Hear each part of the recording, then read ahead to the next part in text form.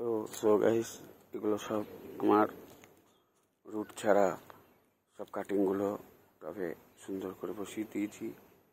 এবার দেখতেই পাচ্ছেন, এবার এগুলোকে জল দিয়ে দিচ্ছি এক মুখ করে। এটার যে মাটিটা তৈরি করা হয়েছিল, মাটিটা দিন 15 আগে তৈরি করে রাখা হয়েছিল। তো মাটিতে ভার্মি কম্পোস্ট, গোবর সার,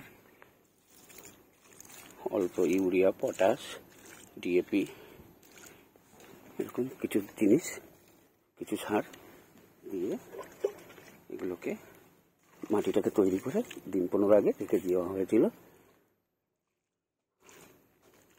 এবার এগুলোকে যত্ন করে ছাওয়ায় রেখে দিতে হবে, তাহলে দেখবেন দিন 15-20 দিন বাদে অটোমেটিক এগুলোর রুট বেরিয়ে যাবে।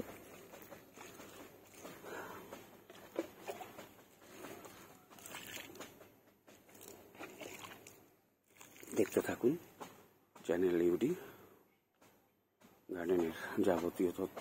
যদি কোনো কিছু জানার থাকে সাবস্ক্রাইব করবেন, কোশ্চেন করবেন।